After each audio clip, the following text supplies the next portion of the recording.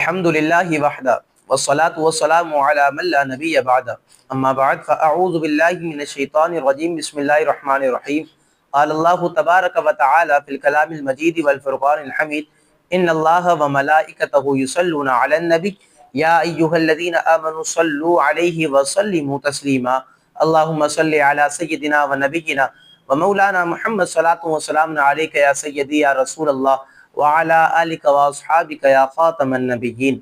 اللہ تبارک و تعالیٰ کی حمد و ثنا کے بعد نبی اکرم نور مجسم شفیع معظم آمینہ کے لال پیارے مصطفیٰ کریم صلی اللہ تعالی علیہ وسلم کی مبارک پاک خوشبودار بارگاہ میں ہدیہ درود پیش کر لینے کے بعد بحمد اللہ تعالی آج ہماری درس تراویح کی جو ہے وہ 20ویں نشست ہے، اور 20ویں نشست کو لے کر کے آپ کے سامنے حاضر ہونے کا موقع میسر آیا۔ دعا کریں کہ اللہ تبارک و تعالی ہم تمام کو رمضان المبارک کے بقیہ دنوں میں خوب جو ہے رب العالمین جل وعلا کی عبادت کرنے کی توفیق نصیب فرمائے۔ آج کی نشست میں ہمیں جو ہے مختلف صورتوں پر اور مختلف آیات کریمہ پر آپ کے سامنے گفتگو کرنی ہے۔ سب سے پہلے آج ہم گفتگو کرتے ہیں سورہ صاد پر، چونکہ سورہ صافات کے جو سورہ یاسین کے بعد آتی ہے اور 23ویں سپارے میں ہے، اس پر آپ کے سامنے گفتگو کی، اور آج ہم سورہ صاد پر گفتگو کرتے ہیں۔ یاد رکھیں مفسرین اکرام ارشاد فرماتے ہیں کہ سورہ صاد یہ مکی صورت ہے، اور اس صورت مبارکہ میں کل 5 رکوع اور 88 آیت کریمہ موجود۔ اب اس صورت مبارکہ کا نام صاد رکھا گیا، اس کی وجہ کیا ہے؟ مفسرین اکرام ارشاد فرماتے ہیں کہ اس صورت مبارکہ کی ابتدا میں حروف مقطعات میں سے ایک حرف صاد کا ذکر ہے، صاد جو ہے وہ موجود ہے، اسی مناسبت سے اس صورت مبارکہ کا نام سورہ صاد رکھا گیا۔ اب اس صورت مبارکہ کی آیت نمبر 39 کے تحت آپ کے سامنے گفتگو کرتے ہیں، اور آپ کو توجہ جو ہے میری طرف رکھنی ہے تاکہ عقیدوں کی ساری باتیں آپ کے ذہن میں جو ہے راسخ ہو جائیں۔ رب العالمین جل وعلا نے سورہ صاد کی آیت نمبر 39 میں ارشاد فرمایا کہ ھذا عطاؤنا فمنن او امسک بغیر حساب۔ رب العالمین جل وعلا نے ارشاد فرمایا کہ یہ ہماری عطا ہے، تو تم احسان کرو یا روک رکھو، تم پر کوئی حساب نہیں۔ رب نے فرمایا کہ یہ ہماری عطا ہے کہ تم احسان کرو یا روک رکھو، کسی کو عطا کر دو یا پھر روک لو، تم پر کوئی حساب نہیں۔ اب مفسرین اکرام ارشاد فرماتے ہیں اللہ تعالیٰ نے حضرت سلیمان علیہ السلام کے لیے ہواؤں کو مسخر کر دیا کہ دیکھا جائے کہ ہوا پر آپ کی حکومت، اور حضرت سلیمان علیہ السلام یہ اللہ کے ایسے مبارک نبی تھے، بادشاہ تھے کہ ہوا پر اللہ تعالیٰ نے آپ کو اختیار دیا، جنات پر اللہ تعالیٰ نے آپ کو اختیار دیا، یعنی کہ پوری روئے زمین کا بادشاہ اللہ تبارک و تعالیٰ نے آپ کو بنایا۔ اب کہتے ہیں مفسرین اکرام، تو اللہ تبارک و تعالیٰ نے حضرت سلیمان علیہ السلام سے فرمایا کہ اے سلیمان علیہ السلام، یہ ہماری عطا ہے، تو جس پر تم چاہو احسان کرو اور جس پر تم چاہو روک لو، تم پر کسی قسم کا حساب نہیں ہوگا کہ فلاں شخص کو تم نے دیا، فلاں شخص کو کیوں نہیں دیا، فلاں شخص کو کیوں دیا۔ تفسیر خازن کے اندر علامہ خازن علیہ الرحمہ نے اسی بات کو لکھا کہ حضرت سلیمان علیہ السلام کو اللہ تبارک و تعالیٰ نے یہ فرمایا کہ تم پر کوئی حساب نہیں کہ فلاں کو کیوں دیا اور فلاں کو کیوں نہیں دیا۔ اب مفسرین اکرام نے اس کے تحت بڑی تفصیلی انداز میں گفتگو کی۔ مفسرین اکرام ارشاد فرماتے ہیں کہ ھذا عطاؤنا فمنن او امسک بغیر حساب، کہ یہ ہماری عطا ہے تو تم احسان کرو یا روک رکھو، تم پر کوئی حساب نہیں۔ اس آیت کریمہ سے یہ ثابت ہوتا ہے کہ دیتا تو اللہ تبارک و تعالیٰ ہے، لیکن دلاتا ہے تو اپنے پیاری اور مبارک ذات اور ہستیوں سے دلاتا ہے۔ یعنی اس آیت کریمہ سے ثابت یہ ہوتا ہے کہ اللہ ہے کہ جو دینے والا ہے، لیکن دلاتا اپنے پیاروں سے ہے، یعنی دینے والی ذات رب کی ہے۔ مگر انبیاء اکرام علیہ السلام لوگوں میں، مخلوق میں تقسیم کرتے گئے، اور یہاں پر مفسرین اکرام ارشاد فرماتے ہیں اسی آیت کریمہ سے یہ بات بھی ثابت ہوتی ہے کہ دینے اور نہ دینے کا مکمل اختیار جو ہے اللہ تعالیٰ نے انبیاء کرام علیہ السلام کو عطا کیا ہے، کہ انبیاء کرام علیہ السلام جسے چاہے عطا کرے اور جسے چاہے عطا نہ کرے۔ اب آپ اندازہ لگائیں، حضرت سلیمان علیہ السلام یہ اللہ کے نبی ہیں، لیکن یہ معراج کی رات ہمارے نبی کے پیچھے کھڑے ہو کر انہوں نے بھی نماز ادا کی ہے، یہ مقتدی رہے۔ جب اللہ تبارک و تعالیٰ نے حضرت سلیمان علیہ السلام کو اتنی شان، اتنی عظمت، یہ مقام، یہ وقار، یہ عظمت عطا فرمائی، تو آپ ذرا سوچیں اللہ تعالیٰ نے معراج والے مصطفیٰ کو کیسی شان و عظمت عطا کی ہوگی۔ تو حضور کریم علیہ السلام کا پھر مقام و مرتبہ پھر کیا ہوگا؟ اللہ اکبر۔ معجم الاوسط کی روایت ہے، حضرت مولا علی شیر خدا کرم اللہ تعالی وجہہ الکریم فرماتے ہیں کہ رسول کریم علیہ السلام سے، اب یہاں پہ مولا علی فرماتے ہیں کہ رسول کریم علیہ السلام سے جب بھی کوئی بھی سوال کرتا، عرضی کو پیش کرتا، تو دو صورت حال ہوتی۔ اگر حضور کریم علیہ السلام کو دینا منظور ہوتا تو آپ نعم فرماتے، اور حضور کریم علیہ السلام کو دینا منظور نہ ہوتا تو آپ خاموشی اختیار فرما لیتے۔ نبی کریم علیہ السلام کسی چیز کو لا نہیں فرماتے، کسی سائل کو لا جو ہے نہیں فرمایا کرتے۔ دینا منظور ہوتا تو نعم فرماتے، اور اگر دینا منظور نہ ہوتا تو آقا کریم علیہ السلام خاموشی کو اختیار فرماتے۔ اب یہاں پر مولا علی شیر خدا کرم اللہ تعالی وجہ الکریم فرماتے ایک روز اعرابی جو ہے حضور کریم علیہ السلام کی بارگاہ میں حاضر ہوا، اور حاضر ہو کر حضور کریم علیہ السلام کی بارگاہ میں سوال عرض کیا، تو حضور کریم علیہ السلام نے خاموشی اختیار فرمائی، آپ خاموش رہے۔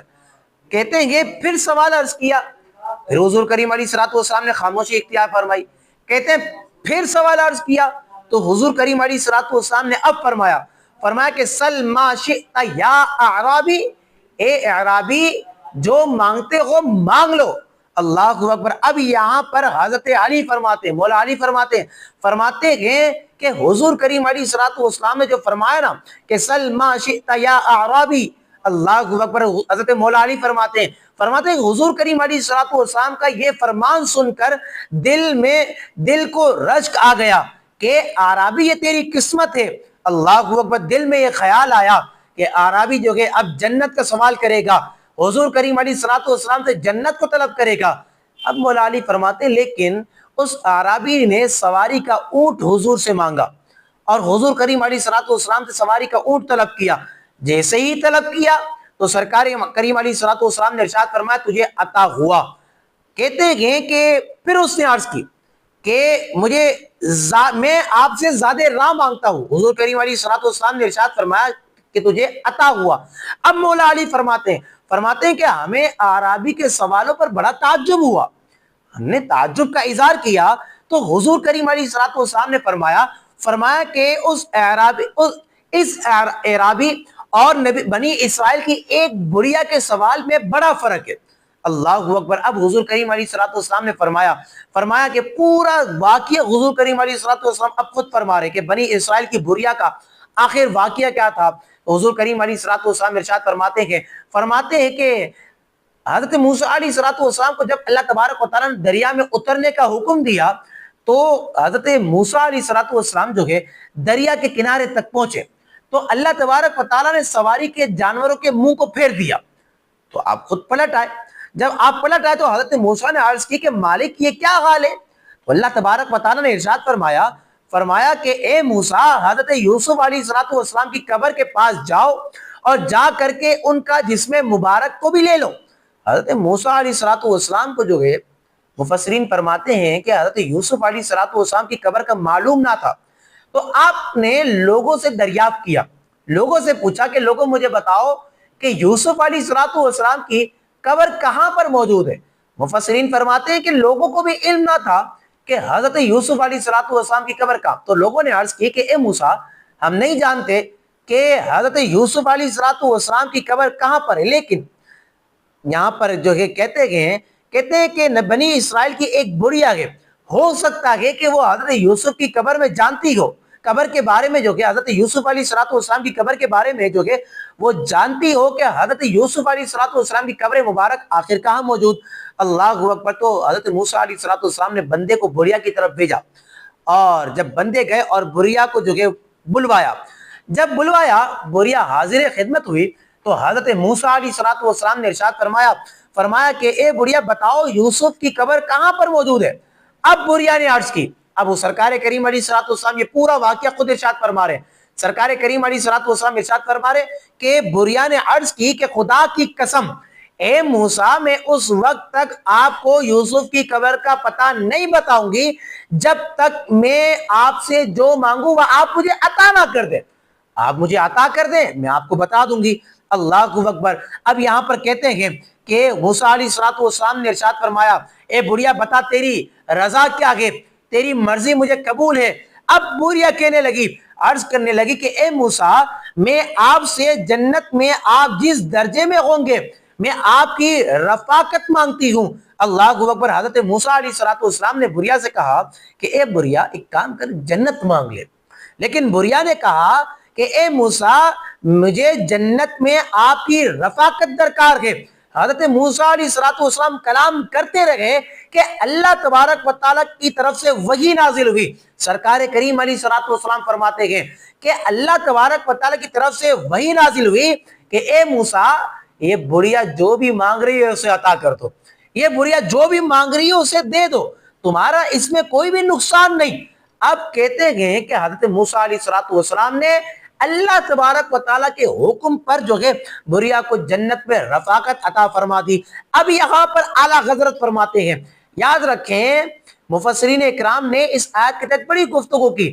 اعلیٰ حضرت امام اہل سنت فرماتے ہیں کہ یاد رکھو اس پوری آیت مبارکہ اور اب تک کی جو گفتگو میں نے آپ کے سامنے کی اس پورے واقعے کو جو ہے اس پورے واقعے میں موجود جو ہے عمدہ عقائد جو ہیں اعلیٰ حضرت امام اہل سنت پیش کرتے ہوئے ارشاد فرماتے کہ حضور کریم علیہ السلام نے جو اعرابی سے فرمایا کہ سل ما شئت, کہ اعرابی جو مانگتے ہو مانگو.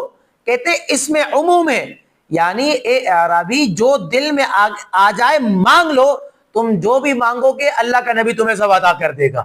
تو سل ما شئت میں جو ہے یہ عموم ہے. اعلیٰ حضرت ارشاد فرماتے ہیں اللہ اکبر, یعنی کہ حضور کریم علیہ السلام اعرابی سے فرما رہے ہیں کہ اے اعرابی جو مانگتے ہو مانگ لو, ہم سب کچھ عطا کرنے پر تم کو قادر ہیں. اللہ اکبر. دوسری بات امام اہل سنت فرماتے ہیں کہ صحابہ اکرام نے رشک کیا نا, کہ جب اعرابی کے سوالات پر تعجب کا اظہار کیا اور یہ رشک کیا کہ اعرابی جو ہے یہ جنت کا سوال کرے گا, لیکن اس کے سوالات پر جو ہے صحابہ اکرام کو رشک ہوا.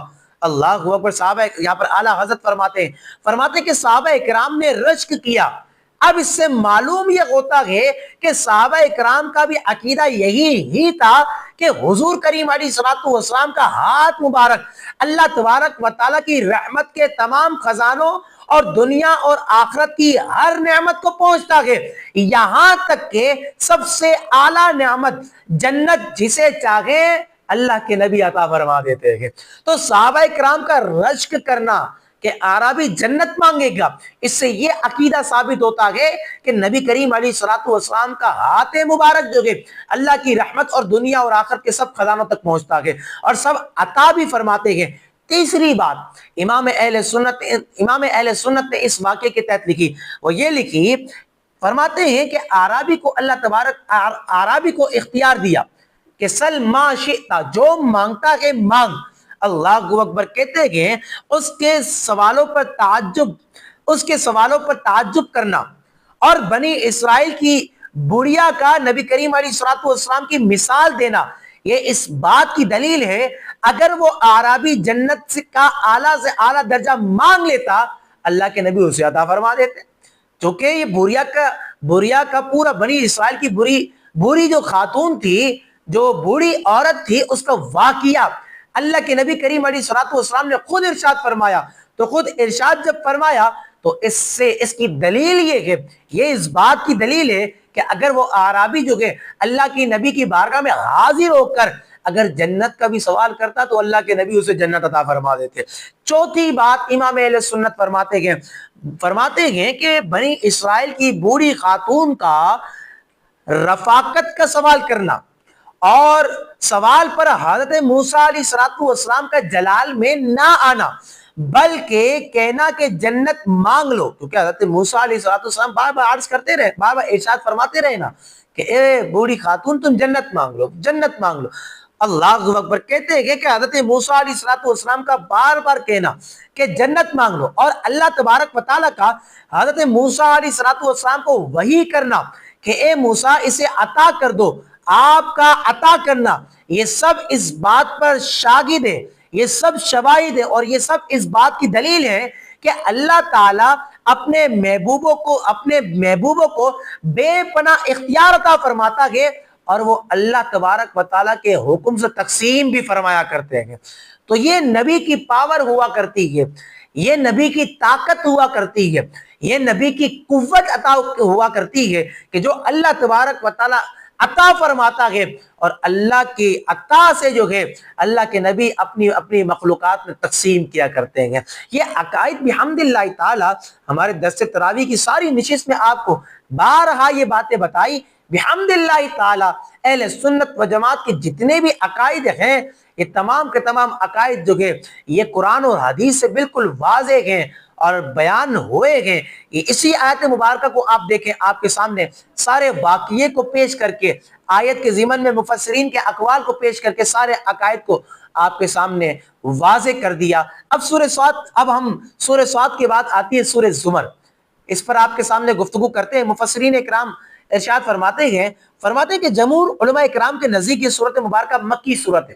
حضرت ابن عباس رضی اللہ تعالیٰ عنہ سے روایت ہے کہ سورہ زمر میں موجود آیت قل یا عبادی الذین اسرفوا علی انفسہم لا تقنطوا من رحمت اللہ، یہ والی آیت مبارکہ، اور اللہ نزل احسن الحدیث، جمہور علماء اکرام ارشاد فرماتے ہیں کہ یہ سورۃ مبارکہ مکی سورت ہے، اور اس کی دو آیت مبارکہ کہ قل یا عبادی الذین اسرفوا علی انفسہم اور آگے والی آیت کریمہ، اس کے علاوہ جو ہے یہ پوری سورۃ مبارکہ مکی سورت ہے، اور اس سورۃ مبارکہ میں کل 8 رکوع اور 75 آیت کریمہ موجود۔ اس سورۃ مبارکہ کا نام زمر رکھا گیا، اس کی وجہ کیا ہے؟ مفسرین اکرام ارشاد فرماتے زمر زمرن سے بنا ہے، اور اس کا معنی ہے کہ کئی جماعتیں اور گروہ، یہ زمرن کا معنی آتا ہے۔ اب کہتے ہیں کہ اس سورۃ مبارکہ کی آیت نمبر 71 میں کفار کے گروہ در گروہ جہنم کی طرف ہانکے جانے کا، اور آیت نمبر 73 میں رب عز و جل سے ڈرنے والوں کو جنت کی طرف گروہ در گروہ چلایا جانے کا ذکر اللہ تبارک و تعالیٰ نے ارشاد فرمایا کہ بس یہی ہی مناسبت ہے کہ اس سورۃ مبارکہ کا نام جو ہے زمر رکھا گیا۔ اب چونکہ آیت 75 آیت کریمہ ہے تو ہم آپ کے سامنے آیت نمبر 53 پر گفتگو کرتے ہیں۔ اللہ رب العالمین جل وعلا نے ارشاد فرمایا کہ قل یا عبادی الذین اسرفوا علی انفسہم لا تقنطوا من رحمت اللہ ان اللہ یغفر الذنوب جميعا انہ هو الغفور الرحیم۔ رب العالمین جل وعلا نے ارشاد فرمایا کہ اے حبیب کریم علیہ السلام آپ جو ہے ان سے ارشاد فرما دیجئے، آپ فرما دیجئے کہ اے میرے بندو جنہوں نے اپنی جانوں پر ظلم کیا ہے، لا تقنطوا من رحمت اللہ، اللہ کی رحمت سے نا امید نہ ہونا، اللہ کی رحمت سے مایوس نہ ہونا۔ ان اللہ یغفر الذنوب جميعا، بے شک اللہ تبارک و تعالی بندے کے سارے گناہوں کو معاف کر دینے والا ہے۔ انہ هو الغفور الرحیم، بے شک اللہ تبارک و تعالی بخشنے والا اور رحمت فرمانے والا ہے۔ اب اس آیت مبارکہ کا شان نزول کیا ہے؟ حضرت عبداللہ بن عباس رضی اللہ تعالی عنہما فرماتے ہیں کہ چند مشرکین لوگ تھے کہ جنہوں نے اپنی سابقہ زندگی میں جو ہے گناہوں کا ارتکاب کیا، اور بڑے بڑے گناہ کیے، زنا کا ارتکاب کیا، چوری کی وغیرہ، بڑے بڑے گناہوں کا ارتکاب کیا۔ کہتے ہیں ایک دن حضور کریم علیہ السلام کی خدمت اطہر میں حاضر ہوئے اور آ کر کے کہنے لگے کہ اے محمد بن عبداللہ صلی اللہ علیہ وسلم، آپ جس دین کی دعوت ہمیں دیتے ہیں نا، یہ دین کی دعوت ہمیں بڑی بھلی لگتی ہے، بڑی ستھری لگتی ہے، ہمیں بڑی اچھی لگتی ہے، آپ کی باتیں ہمیں بڑی خوبصورت لگتی ہے۔ اللہ اکبر۔ اب وہ کہتے ہیں کہ اے محمد بن عبداللہ، آپ جس دین کی دعوت دیتے ہیں ہم اس دین میں داخل ہونا چاہتے ہیں، لیکن اگر ہم آپ کے دین میں داخل ہو جائیں تو کیا آپ کا رب ہمارے گزشتہ گناہوں کو معاف کر دے گا؟ کیا آپ کا رب ہمارے سابقہ گناہوں کو سے درگزر فرما دے گا؟ اگر تو آپ کا رب ہمارے سابقہ گناہوں سے درگزر فرما دے گا تو ٹھیک ہے، ہم آپ کے دامن سے وابستہ ہو جاتے ہیں، ہم کلمہ پڑھ لیتے ہیں، ہم مسلمان ہو جاتے ہیں۔ لیکن آپ کا رب ہمارے گناہوں کو معاف نہ کرے تو پھر ہم اپنے ہی آبا و اجداد کے دین پر ٹھیک ہے۔ اللہ اکبر۔ کہتے ہیں یہ وہ موقع تھا کہ رب تعالیٰ نے ارشاد فرمایا کہ اے حبیب تم ان سے کہہ دو کہ اے میرے بندو، جنہوں نے اپنی جانوں پر ظلم کیا، جنہوں نے گناہوں کا ارتکاب کیا، ان تمام سے کہہ دو کہ لا تقنطوا من رحمت اللہ، کہ اللہ کی رحمت سے مایوس نہ ہونا۔ ان اللہ یغفر الذنوب جمیعا، کہ بے شک اللہ تبارک و تعالیٰ سارے گناہوں سے درگزر فرما دیتا ہے، سارے گناہوں کو اللہ تبارک و تعالیٰ معاف کر دیتا ہے۔ اللہ اکبر۔ توبہ کرنی ہے، اللہ کی بارگاہ میں استغفار کرنی ہے، تو گناہ گاروں کے گناہوں کو اللہ پاک جو ہے یہ معاف فرما دیتا ہے۔ امام غزالی علیہ رحمہ فرماتے ہیں کہ جو شخص سر سے لے کر پاؤں تک گناہوں میں ڈوبا ہوا ہو اور وہ گناہوں کی دلدل میں پھنسا ہوا ہو، جب اس کے دل میں توبہ کا خیال آتا ہے نا، تو شیطان آ کر کے کہتا ہے اب اس کو گمراہ کرتا ہے، اس کو ورگلاتا ہے اور توبہ سے دور کرنے کی کوشش کرتا ہے، وسوسے ڈالتا ہے۔ شیطان کہتا ہے کہ تمہاری توبہ کیسے قبول ہو سکتی ہے، تم نے تو کتنے گناہ کر دیے ہیں۔ اللہ اکبر۔ اب شیطان جب یہ کہتا ہے تو یہ کہہ کر کے اللہ کی رحمت سے بندے کو شیطان مایوس کر دیتا ہے۔ اللہ اکبر۔ تو اس صورت میں امام غزالی فرماتے اس صورت میں ضروری ہے کہ مایوسی کو دور کر کے امید رکھے اور اس بات کو یاد رکھے کہ ان اللہ یغفر الذنوب جمیعا، کہ بے شک اللہ تبارک و تعالیٰ بندے کے گناہوں کو معاف کرنے والا ہے۔ انہ هو الغفور الرحیم، اس بات کو یاد رکھے کہ اللہ تبارک و تعالیٰ بخشنے والا اور رحمت فرمانے والا ہے۔ تو جب بھی گناہ ہو جائے تو یاد رکھو توبہ کا دامن تھامو، جب بھی گناہوں کی دلدل میں پھنس جاؤ تو اپنے آپ کو گناہوں کی دلدل سے نکال کر نیکیوں کی راہ پر گامزن کر دو۔ جو شخص سچے دل سے توبہ کر لیتا ہے تو اللہ تبارک و تعالیٰ اس کے گزشتہ سارے گناہوں کو معاف فرما دیتا ہے۔ اللہ اکبر۔ تو سورہ زمر کی آیت نمبر 53 ہمیں یہ بتلاتی ہے جو کہ آپ کے سامنے گفتگو کی۔ اب ہم گفتگو کرتے ہیں سورہ مؤمن پر۔ مفسرین کرام ارشاد فرماتے ہیں، اچھا یاد رکھیں یہ سورہ مؤمن یہ ایک ایسی مبارک سورت ہے کہ جو حامیم سے شروع ہوتی ہے، حامیم سے شروع ہوتی ہے، اور اس کے متعلق آپ کو ایک معلوماتی بات بتاتا چلو کہ جو فائدے مند اور اہم ہے۔ یہاں پر حضرت خلیل بن مرہ رحمت اللہ تعالی علیہ رضی اللہ تعالی عنہ سے روایت ہے کہ رسول کریم علیہ الصلوۃ والسلام نے ارشاد فرمایا کہ حوامیم یعنی حامیم سے شروع ہونے والی 7 صورتیں ہیں۔ کتنی صورتیں ہیں؟ 7 صورتیں ہیں، اور جہنم کے دروازے بھی 7 ہیں۔ اب حضور کریم علیہ الصلوۃ والسلام فرماتے ان صورتوں میں سے ہر ایک صورت جہنم کے ان دروازوں میں سے ہر ایک دروازے پر جا کر کہتی ہے کہ اے میرے مالک، اے اللہ، اس شخص کو اس دروازے سے داخل نہ کرنا جو مجھ پر ایمان رکھتا تھا اور جو میری تلاوت کیا کرتا تھا۔ تو سورہ مؤمن ان 7 صورتوں میں سے ایک صورت ہے کہ جو حامیم سے شروع ہوتی ہے، اور اس کی یہ فضیلت ہے کہ جو آپ کے سامنے پیش کی۔ اب یہاں پر مفسرین اکرام ارشاد فرماتے کہ 2 آیت کریمہ، آیت نمبر 56 اور 57 یہ مدنی ہے، باقی پوری صورت مبارکہ جو ہے یہ مکی صورت ہے۔ کل 9 رکوع اور 85 آیت کریمہ جو ہے یہ موجود ہے۔ اب اس صورت مبارکہ کے کل 2 نام ہیں، ایک نام تو اس کا سورہ مؤمن ہے اور ایک نام سورہ غافر ہے۔ اب ان دونوں باتوں کو بھی آپ کو سمجھنا ہے۔ یاد رکھیں بر صغیر پاک و ہند کے مطبوعہ قرآن مجید یعنی قرآن مجید کے جو نسخے ہیں اس میں اس سورت مبارکہ کا نام جو ہے المؤمن جو کہ لکھا ہوا ہے، اور عرب ممالک کے جو مطبوعہ نسخے ہیں قرآن مجید کے عربی میں اور عربی تفاسیر کو دیکھیں تو اس کا نام الغافر ہے۔ اب غافر کیوں ہے اور مؤمن کیوں ہے، اس کی وجہ بھی آپ کے سامنے پیش کرتے ہیں۔ یاد رکھیں مفسرین اکرام ارشاد فرماتے ہیں کہ غافر ہو اور مؤمن ہو یہ دونوں الفاظ اس سورت مبارکہ میں آئے ہیں۔ مؤمن کا معنی کیا ہوتا ہے؟ مؤمن کا معنی ہوتا ہے ایمان والا۔ چونکہ فرعون کی قوم میں سے ایک مومن شخص کا ذکر رب العالمین جل وعلا نے اس سورت مبارکہ میں ارشاد فرمایا، تو یہی مناسبت سے مؤمن کہا جاتا ہے۔ اور غافر کا معنی کیا ہوتا ہے؟ غافر کا معنی ہوتا ہے بخشنے والا۔ آیت نمبر 3 میں اللہ تبارک و تعالیٰ کا وصف بیان کیا ہے کہ اللہ تبارک و تعالیٰ بندوں کو بخش دیتا ہے، تو اسی مناسبت سے اس سورت مبارکہ کا نام غافر رکھا گیا۔ اب اس صورت مبارکہ کی آیت نمبر آپ کے سامنے، اس صورت مبارکہ کی ایک آیت ہے کہ جس کا نمبر 60 ہے، اس پر گفتگو کرتے ہیں۔ رب العالمین جل وعلا نے ارشاد فرمایا کہ وقال ربکم ادعونی استجب لکم۔ رب العالمین جل وعلا نے ارشاد فرمایا اور تمہارے رب نے فرمایا کہ مجھ سے دعا مانگو، میں تمہاری دعا کو قبول کروں گا۔ اللہ اکبر۔ اب اس کو ہمیں سمجھنا ہے کہ مجھ سے دعا مانگو، رب فرما رہے ہیں مجھ سے دعا مانگو، میں تمہاری دعا کو قبول کروں گا۔ مفسرین اکرام ارشاد فرماتے ہیں، امام فخر الدین رازی رحمۃ اللہ تعالی علیہ فرماتے ہیں کہ یہ بات ضروری طور پر معلوم ہے کہ قیامت کے دن انسان کو اللہ تبارک و تعالی عبادت سے ہی نفع بخشے گا۔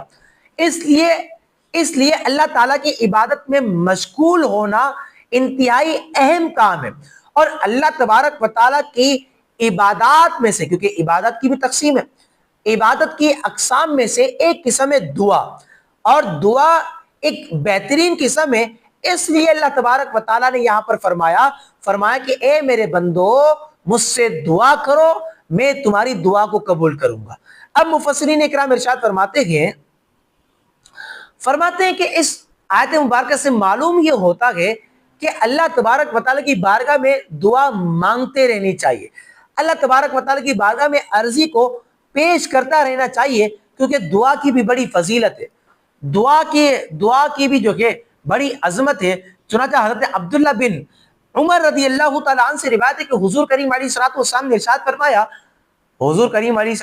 ارشاد فرمایا کہ دعا ان مصیبتوں میں نفع دیتی ہے کہ جو نازل ہو گئی، اور جو ابھی نازل نہیں ہوئی ان میں بھی دعا جو ہے نفع دیتی ہے۔ اب حضور کریم علیہ الصلوۃ والسلام بھی ارشاد فرماتے اے لوگو تم پر لازم ہے کہ اللہ تبارک و تعالیٰ سے دعا کرو۔ تو دعا مانگنا یہ ہمارے لیے ضروری ہے، دعا یہ ہماری راہ کو ہموار کرتی ہے، دعا یہ عبادت کی اقسام میں سے ایک بہترین قسم ہے کہ جب بندہ دعا کرتا ہے تو اللہ تبارک و تعالیٰ اس کو عبادت کا بھی ثواب عطا فرماتا ہے۔ حضرت ابو ہریرہ رضی اللہ تعالیٰ عنہ سے روایت ہے کہ سرکار نامدار مدینے کے تاجدار صلی اللہ تعالیٰ علیہ وسلم نے ارشاد فرمایا کہ جو آدمی اللہ تبارک و تعالیٰ سے سوال نہ کرے، یعنی جو آدمی اللہ تبارک و تعالیٰ سے دعا نہ کرے، سرکار کریم علیہ الصلوۃ والسلام فرماتے جو دعا نہیں کرتا تو اللہ تبارک و تعالیٰ اس پر غضب نازل فرماتا ہے۔ تو یاد رکھے دعا مانگنی چاہیے، اپنے لیے بھی مانگنی چاہیے اور دوسروں کے لیے بھی مانگنی چاہیے۔ دعا میں اپنے والدین کو بھی یاد رکھنا چاہیے، دعا میں اپنے اساتذہ کرام کو بھی یاد رکھنا چاہیے، دعا میں اپنے دوستوں کو بھی یاد رکھنا چاہیے، کیونکہ دعا یہ ایک ایسی عبادت ہے جب بندہ دعا دوسروں کے لیے بھی کرتا ہے تو اللہ تبارک و تعالیٰ وہ دعا اس بندے کے حق میں بھی قبول فرماتا ہے۔ اللہ اکبر۔ چند اہم باتیں جو ہے دعا کے متعلق آپ کے سامنے کرتے ہیں، نبی کریم علیہ الصلوۃ والسلام کی کچھ فرامین آپ کو دعاؤں کے متعلق سناتے ہیں۔ سرکار کریم علیہ الصلوۃ والسلام نے ارشاد فرمایا کہ جو آدمی اللہ تبارک و تعالیٰ سے سوال نہ کرے تو اللہ تبارک و تعالیٰ اس پر غضب فرماتا ہے۔ مزید جو ہے یہاں پر دعا کی ترغیب دی گئی ہے، وہ کون سی ہے کہ اللہ تبارک و تعالیٰ کے نزدیک کوئی چیز دعا سے بزرگ تر نہیں۔ دعا مسلمانوں کا ہتھیار ہے، دعا دین کا ستون ہے، دعا زمین اور آسمان کا نور ہے۔ مزید فرمایا کہ دعا مصیبت و بلا کو اترنے نہیں دیتی۔ مزید فرمایا کہ دن رات اللہ تعالیٰ سے دعا مانگنا دشمن سے نجات اور رزق کے وسیع ہونے کا ذریعہ ہے۔ مزید فرمایا دعا کرنے سے اللہ تعالیٰ بندے کے گناہوں کو معاف فرما دیتا ہے۔ مزید فرمایا کہ اللہ تعالیٰ اپنے علم و قدرت سے دعا کرنے والے کے ساتھ ہوتا ہے۔ مزید فرمایا کہ جو بلا اتر چکی ہے اور جو نہیں اتری، جب بندہ دعا کرتا ہے تو اللہ تعالیٰ اسے نفع عطا فرماتا ہے۔ مزید فرمایا کہ دعا عبادت کا مغز ہے، دعا رحمت کی چابی ہے، دعا قضا کو ٹال دیتی ہے، دعا اللہ تعالیٰ کے لشکروں میں سے ایک لشکر ہے، دعا جو ہے یہ بلا کو ٹال دیتی ہے۔ مزید فرمایا کہ جسے دعا کرنے کی توفیق دی گئی اس کے لیے اللہ تبارک و تعالی رحمت کے دروازوں کو کھول دیتا ہے۔ مزید فرمایا کہ جب بندہ اللہ کی بارگاہ میں دعا کرتا ہے تو اللہ تبارک و تعالی فرماتا ہے کہ لبیک یا عبدی، اللہ اکبر۔ مزید فرمایا کہ دعا اللہ تبارک و تعالی کی بارگاہ میں قدر و منزلت حاصل کرنے کا ایک ذریعہ ہے۔ اللہ اکبر۔ تو یہ فضیلت ہے دعا کی، یہ عظمت ہے دعا کی. جب بندہ دعا کرتا ہے تو یہ ساری فضیلتیں اللہ تبارک و تعالیٰ بندہ مومن کو عطا فرماتا ہے. تو لہٰذا دعا ہمیں کرنی چاہیے. قرآن میں خود جو ہے رب العالمین جل وعلا نے ارشاد فرمایا نا کہ وقال ربکم ادعونی استجب لکم. رب خود فرماتا ہے مجھ سے مانگو میں تمہیں دوں گا، میں تمہاری دعاؤں کو قبول کروں گا. تو یاد رکھو دعا اللہ تبارک و تعالیٰ سے مانگے، نبیوں کے وسیلوں سے مانگے، نیک بندوں کے وسیلوں سے مانگے. کیونکہ جب بندہ اللہ تبارک و تعالیٰ کی بارگاہ میں دعا کرتا ہے اور سچے دل کے ساتھ کرتا ہے، اور مفسرین نے پھر آداب کو بھی جو ہے بیان کیا ہے. مفسرین اکرام ارشاد فرماتے ہیں آداب یہ ہے کہ دعا اخلاص کے ساتھ مانگے. جب بندہ اخلاص کے ساتھ بھی دعا مانگتا ہے نا تو یہ اللہ تبارک و تعالیٰ اس کی دعا کو قبول فرماتا ہے. گویا کہ اب جو باتیں ہیں نا یہ دعا کے قبول ہونے کی شرائط ہے کہ اخلاص کے ساتھ دعا مانگے. دعا مانگتے وقت دل جو کہ دعا کے علاوہ کسی اور چیز کی طرف مشغول نہ ہو. جو کہ جب بھی تیسری بات جو دعا مانگی جائے وہ کسی ایسی بات پر مشتمل نہ ہو کہ جو شریعت نے منع قرار دیا ہے، ممنوعات پر مشتمل نہ ہو. مزید جو کہ ایک اور بات ہے کہ دعا مانگنے کے لیے، دعا کی قبول ہونے کے لیے ایک شرط یہ ہے کہ دعا مانگنے والا اللہ کی رحمت پر یقین رکھتا ہو.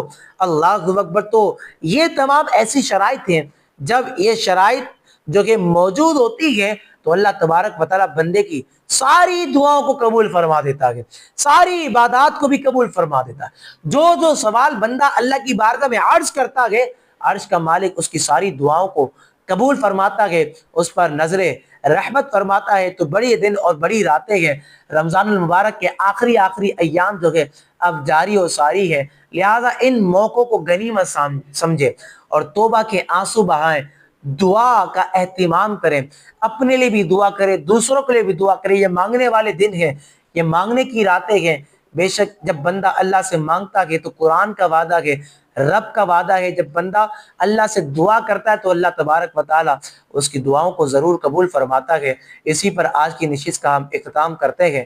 اللہ تبارک و تعالیٰ آپ کا اور ہمارا حامی و ناصر ہو. وآخر دعوانا ان الحمد للہ رب العالمین.